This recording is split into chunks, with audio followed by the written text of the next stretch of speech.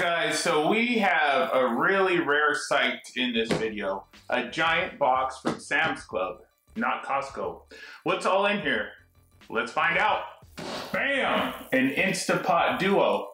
That box was way too big for this though. What else was in there? Bam!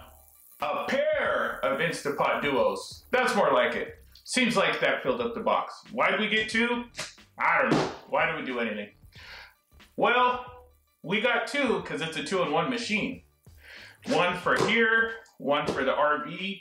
And what's great about this thing is, again, it's a 2-in-1, so it uses the Nespresso pods to make espressos, and then it uses the K-cups to make regular coffee. We have quite the coffee bar set up, and this is going to be a cool little bonus to that.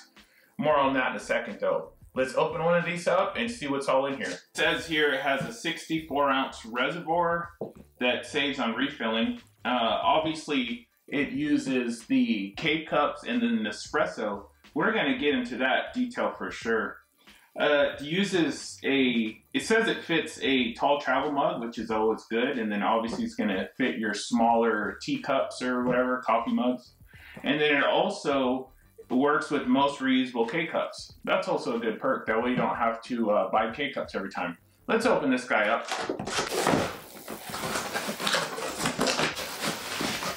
Dumb. Meh. Might be worth something. See what's all in this guy. Unveil.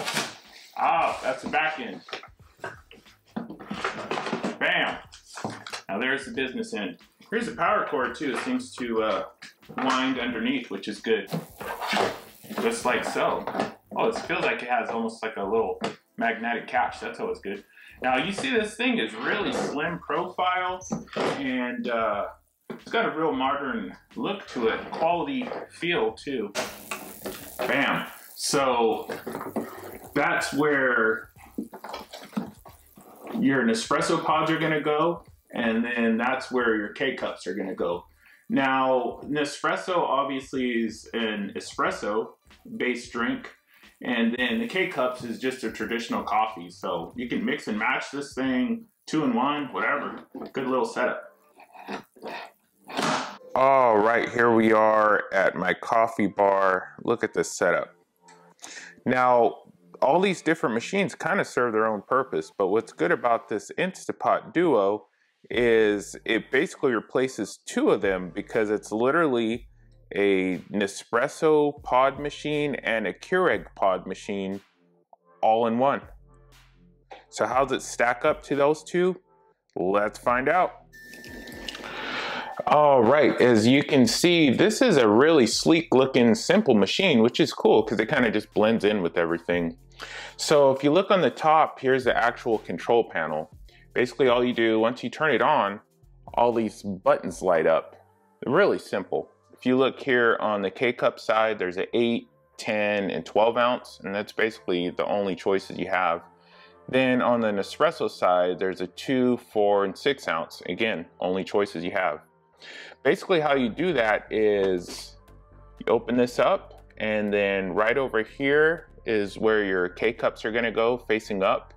And then this side, the Nespresso pods are gonna go. Now, one thing to remember about the Nespresso pods, and a cool hidden feature with these, is once you close it, the pod is actually gonna get ejected. So down here, what looks like is a thing to just hold a smaller espresso cup in place while this pours, is actually the capsule holder. So if you open this up, the Nespresso pods are actually going to fit in there, and then you're going to be able to just dump them out. It's a common feature, but it's still a cool one. Like if you look on my other Nespresso machine, there's the ejection port there. Try to keep it clean, obviously, but similar idea.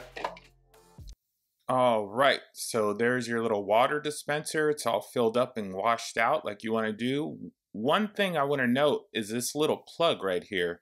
You want to make sure you want to remove this from the bottom of it. It's there from the factory, and you want to make sure that's gone, otherwise it's not going to work with the machine. All right, so now that's out of the way, let's get this guy linked up to the back. So all you do is just connect the grooves like that, and then it will simply slide into place like so. Bam. You see you have a couple of bubbles pop up, knowing the connection's good. You have your water gauge there, letting you know how much you have left, and it's ready to use. Let's get it going. All right, so we got it all set up, good to go. I am actually going to be testing the temperature that the coffee comes out with this little thermometer. And we are going to be trying out the SF Bay compostable coffee pods. All right, so just gonna put that in there. Press down right here. Let's do a 10-ounce pour. Right.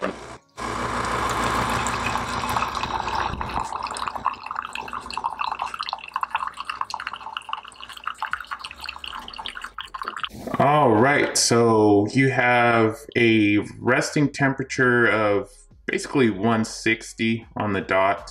You want a little higher in certain spots, but generally it's at 160, which is fair. It's not the hottest brewing K-cup machine I've ever tried, but it's definitely not the worst. Now let's see how it tastes. Look at that. Don't want to fog up the lens or anything, but nice dark color to it. See the oils. Let's give it a taste.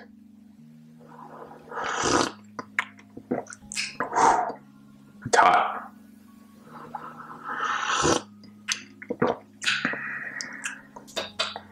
It's got a bit of a chocolatey flavor. It's definitely full-bodied, but not overly bitter or anything like that. It's definitely smooth, all considering. Good stuff. You can really taste the potency of this thing though, so really feels like it's going to get you going. One little trivial fact about coffee though, it's actually the lighter the roast, generally the more caffeine it has, because it spent less time on the actual roaster and less of the coffee was actually burned off. So even though dark roasts like this taste like it's stronger, it may actually have less caffeine, but the placebo effect is real. So that was good. Good stuff. All right, let's check out the pod itself and how that fared. Perfect. You see here the dispense capsule, hold its shape. It's still a little steamy, but it hardens pretty much instantly, and you can just go ahead and dispose of this guy.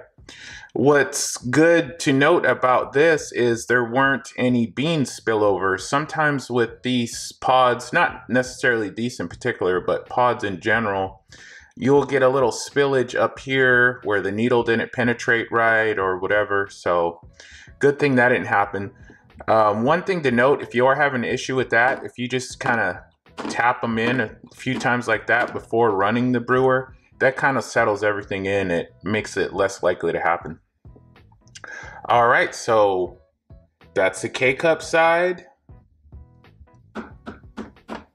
That's next. All right, and as you see here, I have quite the selection of Pete's espresso pods. I have all 4 flavors that are commonly sold at Costco in the variety pack, number 8, 9, 10, and 11.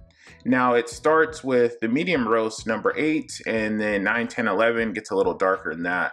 I will be having a taste comparison of all 4 on another video, so be sure to check that out. But for today's video, we're going to be demoing the number 8, which is the lightest roast they offer, the medium roast. That's going to be a good balance of the darker roast SF coffee K-cup we just tried, so figured that'd be good. All right, so let's check it out. So similar to the K-cups, you just open this up here, take this guy that's really small and easy to drop, by the way, and oop, just put it in there. And then you can either use this depending on your cup or put it a little lower. Looks like this cup it'll fit there just fine, so we'll go ahead and do that. And you see the pod is in there. You close that guy, it's got a nice firm resistance. And we're gonna do medium again. So select the 4 ounce. Again, I'm gonna have the temperature going, but let's go. 4 ounces.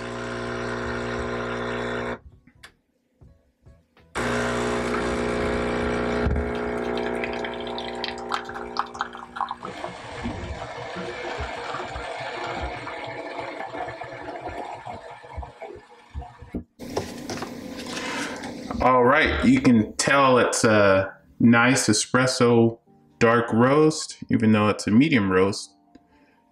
And it is coming in at 162, basically the same temperature as the K-Cup, which is not really surprising. I'm sure it's the same heater for both, but all in all, again, not the worst, but not the best. Let's go ahead and give it a little taste test.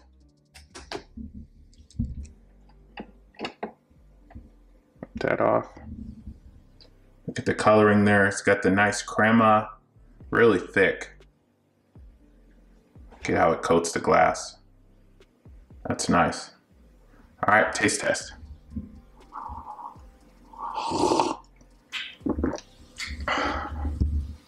That's smooth.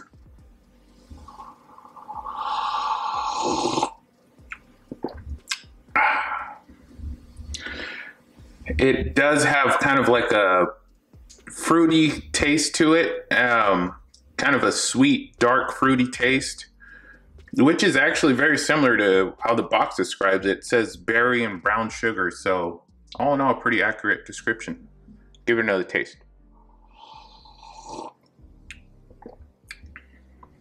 Good stuff, good stuff. All right, so there you have it. This Instapot Duo Machines, a 2-in-1. As you saw, it made a nice Nespresso and then made a beautiful K-Cup. So it is kind of one of those jack of all trades machines. It's not going to do one particular thing better than a machine that's made to only do one thing, but that's not what this machine's made to do. It's made to do 2 things, and it does those 2 things well. So all in all, I would recommend this. It's going to be a space saver. It's going to be a money saver. All in all, you just get more bang for your buck. It's smart how they did it. They essentially use, you know, the same plumbing, the electronics, the heaters for both sides of it, the Nespresso and then the K-Cup, and they just combined them to one machine. So one day you're feeling like an espresso, you have an espresso. One day you're feeling like a K-Cup, you have a K-Cup. Now, the perk of that, obviously, is you don't have all these machines on your countertop, but the negative of that is there isn't any way to froth milk. So you see there on the espresso machine, right there, there's a milk frother. On my dedicated Nespresso machine, there's also a milk frother, but this guy does not offer that. Now, there's other solutions to that. You can just get the little handheld milk frothers like this, put it in a pitcher, whatever. So there's workabouts that. Instapot also just came out with their own electric standalone milk frother that heats the milk up and everything for you on the side. So there's always that, but it's not going to be as convenient as having it built in like it is with these guys. But hey, look at the size of these 2/3 machines compared to that. Can't really argue that fact. So all in all, I would definitely recommend this guy. It is a good value for what it is. It's built fairly well. It seems like it'll last you a while. It's got a decent warranty to it. It puts out a really good cup of coffee. It's hard to argue that fact. It's easy to use. There isn't all these complicated menus and everything. It's just set it, press the button, done. One thing you're gonna note, and I've seen online, but I didn't really have an issue with it, is these buttons. A lot of people complain that they had to, I just went and turned it off, but they had to really press them down and this and that. So you see here, you don't. You just tap it like that. Bam. Well, you just gotta get the right touch. Because once you go and stomping them, they don't always work like they should. So just remember that and you should be fine. All right. I would recommend this guy. Good little unit for sure. And it's gonna serve its purpose. We're gonna have one in our RV and then one upstairs for our little coffee setup. All right, that's gonna do it for this one. So until next time, be sure to like, comment, subscribe, and stay tuned for lots more videos just like this. Peace.